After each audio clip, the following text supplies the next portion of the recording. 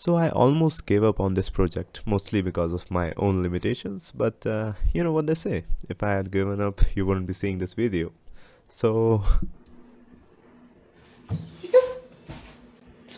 ladies and gentlemen, so I decided to make a VR game from scratch. Disclaimer mark, not everything, especially the models, are from scratch.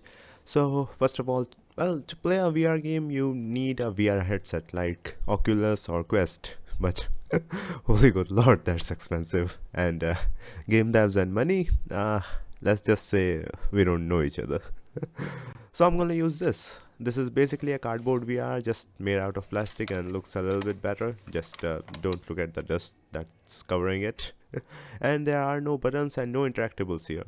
So let's make a game for this, and I'm gonna give us one single button to do stuff in game. But how exactly are we gonna interact with our mobile if it's, well, inside the VR box? Gamers, allow me to introduce you to the aux cable. Now, what is an aux cable, you might ask? Well, in ancient time, there existed a technology which allowed us to, well, listen to music and other stuff that think connected to their device and wire morely or wire something it connected to the device. So I'm going to use this button on the cable to, well, get input for our game. This is your game dev from the future. I ended up using a Bluetooth button because, well, it's just a lot better than, well, having entire wire inside your device. Also, nowadays, like mobile phones also don't really have aux cables. So yeah, there's that. Speaking of which, what will be our game? Well, if you have seen the thumbnail, and you probably will remember in Call of Duty World at War, there existed a great mission called Black Cats, and I love that mission. So in a nutshell, you are on board a PBY Catalina, shooting warships and PT boats. So let's open up Unity and start making this up. First thing first, model for Catalina. So as always, I took some inspiration from this model, and here we have that inside Unity. So the front turret of the plane rotates entirely in the sway direction, which is left to right direction, and the gun alone moves in the pitch direction, which is of course up and down. So after a lot of study, brainstorming and therapy sessions, we have a working VR module. Moving your device moves the camera as well. And after some more of the playing piano on my keyboard, we can move the turret as well as the gun when we look around in the VR world, in the virtual reality world. Okay, so far so good, to some extent. And I'm just trying to delegate the fact that I have to make the remote receiver for the input button, but we will do that later. Let's focus on gun and bullets. And that was actually pretty easy to do. It's just shooting a ton of bullet and with trails and particle effects, and it just works well and looks well. But we kind of need something to shoot at. Okay? So after some more inspiration from the internet, we have PT boats. And after some more keyboard piano stuff, we can destroy them. Alright, now enough procrastinating. It's time to make the remote input. And this was a long and hard journey that I'm not gonna show, or else the video will be way too long.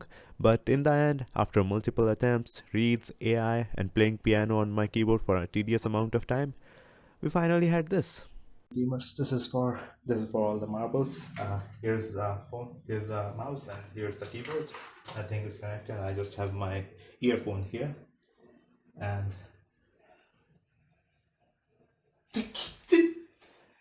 you see that? Hold on. You see?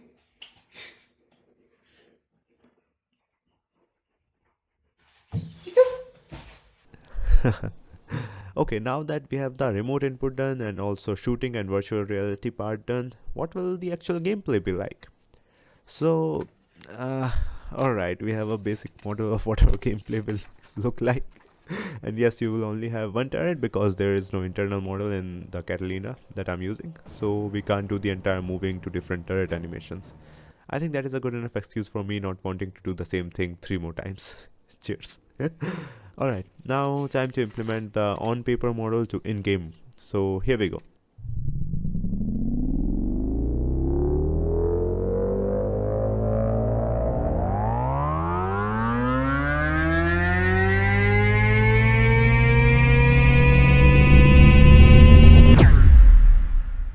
And boom, we have the first part done. You will get passes to destroy the carrier and of course pretty boots.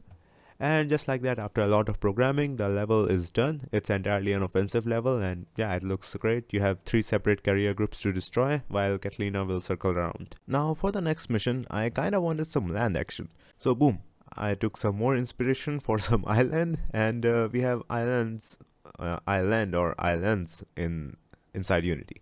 And here we kinda have to do the same thing, but on land now, so that's different. And we have different targets now. We got missile launchers, and you can shoot down missiles before they hit your plane. And guess what? Now we also have enemy planes. That's right. Now, other than PT boats, we also have